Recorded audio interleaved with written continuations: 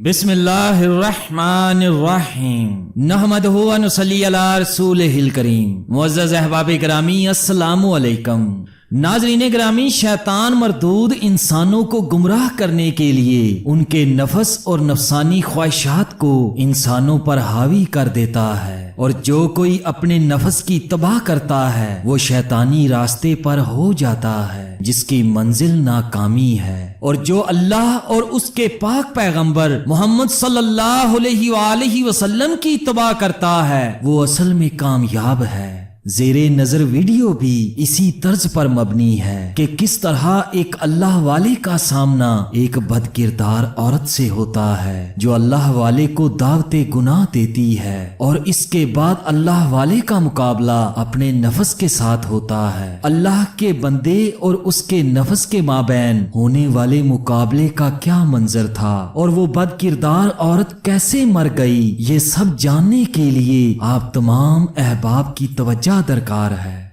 हजरत इब्ने अब्बास रज़ी अल्लाह तआला अन्हु से हजरत काब बिन अहबार रहमतुल्लाह अलैह नकल करते हैं कि उन्होंने बताया कि बनी इसराइल में एक सद्दीक यानी अव्वल दर्जे का वली था जो इबादत में मुनफरद मुकाम रखता था। वो एक अरसे तक अपनी खानकाह में इबादत करता रहा। उसके पास रोजाना सुबह शाम बादशाही वक्त हाजिरी देता था और उससे पूछा करता था कि आपकी कोई जरूरत है, तो वो अल्लाह का बंदा जवाब देता, अल्लाह मेरी जरूरत को खूब जानता है।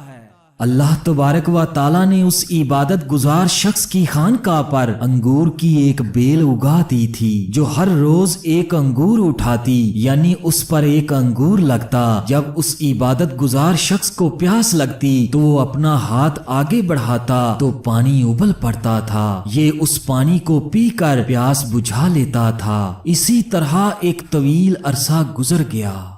एक मर्तबा उस इबादत गुजार शख्स के पास मगरिब के वक्त एक औरत का गुजर हुआ जो निहायत हसीनो जमील थी। उस औरत ने पुकार कर कहा कि ऐ अल्लाह के बंदे।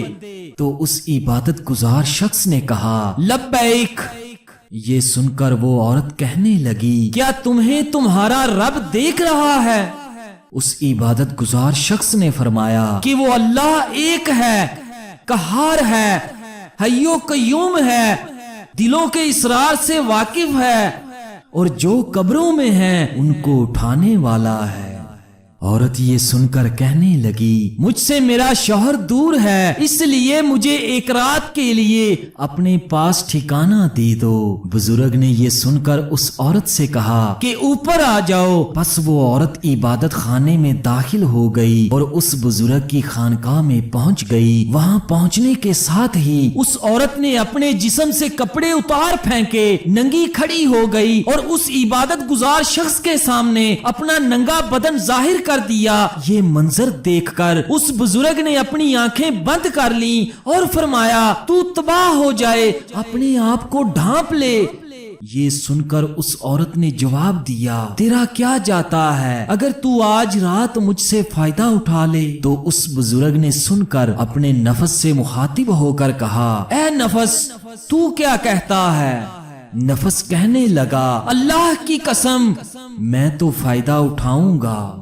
ये सुनकर बुजुर्ग नफस से मुखातिब होकर कहने लगा, तू तबाह हो जाए, क्या तू गंधक के, दोज़ख के कपड़े मांगता है, आग के पाट मांगता है, मेरी अरसे की इबादत जाया करना चाहता है? फिर कहने लगा, हर जानी की बख्शिश नहीं और उसका अजाब मिटने को नहीं। मैं डरता हूँ कि अल्लाह ताला तुझ पर ऐसा नाराज हो कि फिर कभी राजी ना हो। लेकिन उस बुजुर्ग के नफस ने उसको उस औरत के मुताल्लिक खूब बहकाया। तो बुजुर्ग ने नफस से मुखातिब होकर फिर कहा, मैं तेरे सामने दुनिया की छोटी आग पेश करता हूँ, अगर तू इसको बर्दाश्त कर गया तो मैं इस रात इस औरत से नफा हासिल कर लूंगा।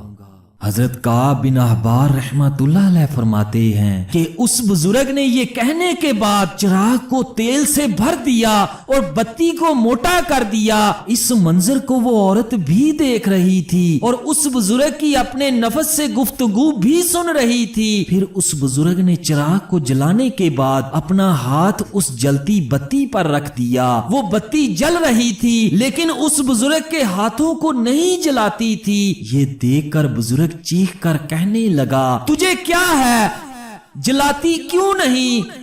تو وہ بتی اس بزرگ کا انگوٹھا کھا گئی، یعنی جل گیا، پھر اس کی انگلیاں کھا گئی، پھر اس کا ہاتھ کھا گئی۔ یہ منظر دیکھ کر اس عورت نے زوردار چیخ ماری اور دنیا سے کوچ کر گئی۔ پھر اس بزرگ نے اس عورت کے جسم کو اس کے کپڑوں سے ڈھانپ دیا۔ جب صبح ہوئی تو شیطان مردود نے چیخ کر کہا، اے لوگو، فلاں بیٹی سے فلاں عبادت گزار شخص نے زنا کیا ہے اور زنا کرنے کے بعد اس کو قتل کر دیا ہے۔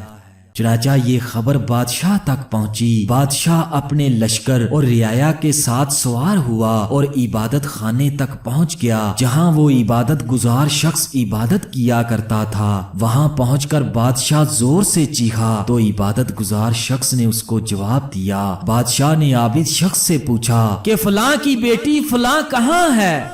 عبادت گزار شخص نے کہا، یہیں میرے پاس موجود ہے۔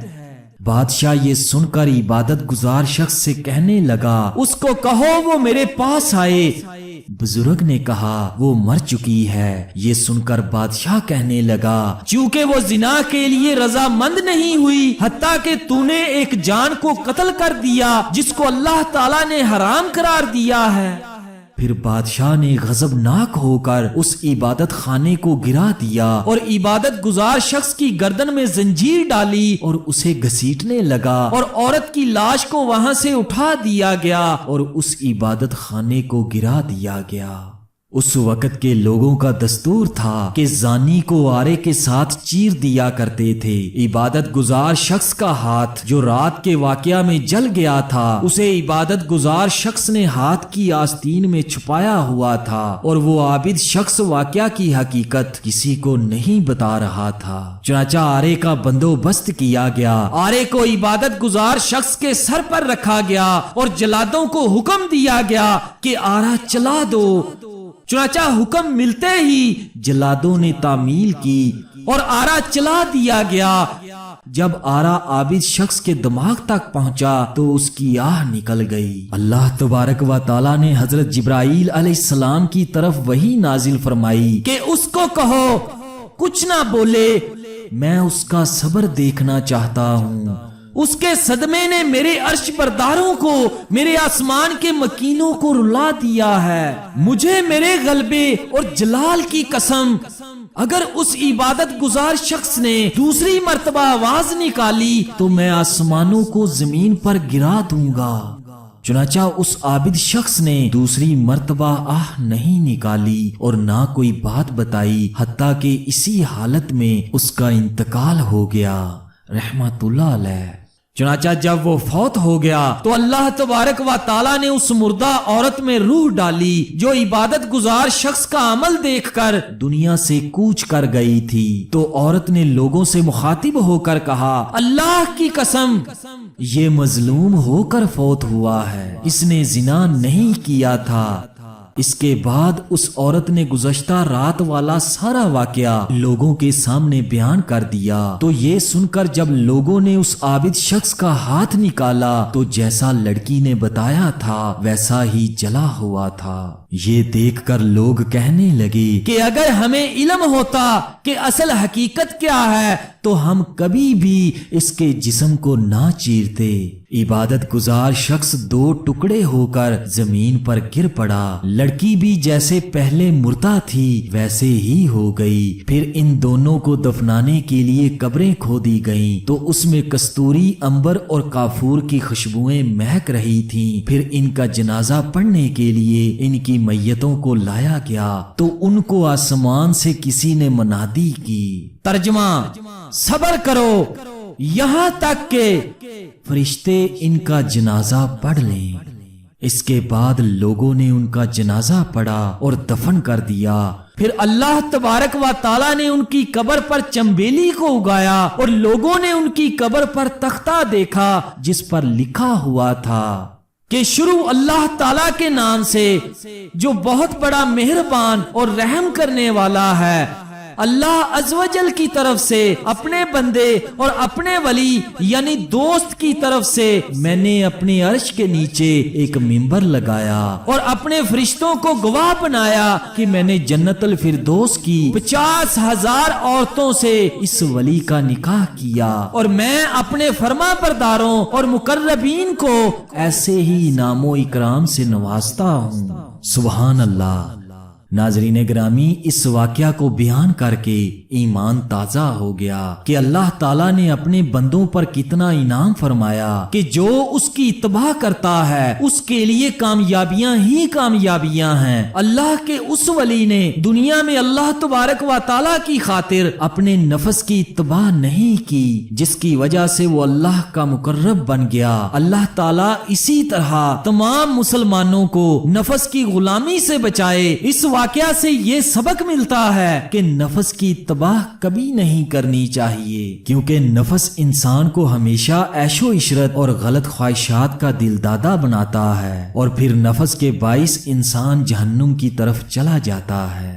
نیز آپ تمام احباب اس واقعہ سے اندازہ لگا سکتے ہیں کہ زنا پہلی امتوں میں کتنا کبھی اور برا فعل سمجھا جاتا تھا، اور اس کی سزا ان لوگوں نے کتنی سخت رکھی تھی، اور اس عبادت گزار شخص نے اپنے جسم کو اتنی شدید تکلیف میں مبتلا کیا، لیکن جہنم کے خوف کی وجہ سے زنا کی طرف نہیں گیا، کیونکہ وہ جانتا تھا کہ جہنم کی ہولناکیاں اپنے اندر کتنی شدت رکھتی ہیں اور جہنم کی آگ کتنی سخت ہے، جس کے بارے میں اللہ تبارک و تعالیٰ فرماتا ہے النار الکبریٰ کہ وہ سب سے بڑی آگ ہے۔ حدیث شریف میں ہے کہ تمہاری یہ دنیا کی آگ دوزخ کی آگ کا 17واں حصہ ہے۔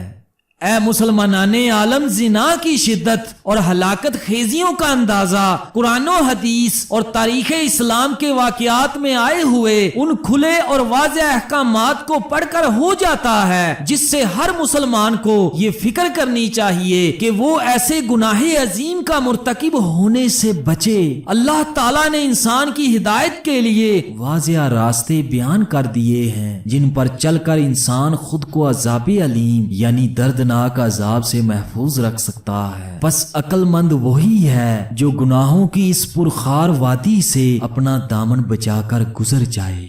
جزاک اللہ خیرن کثیرا۔ اللہ تبارک و تعالیٰ سے دعا کرتا ہوں کہ اللہ پاک ہم سب کو زنا جیسے کبھی گناہ سے محفوظ فرمائے۔ آمین ثم آمین۔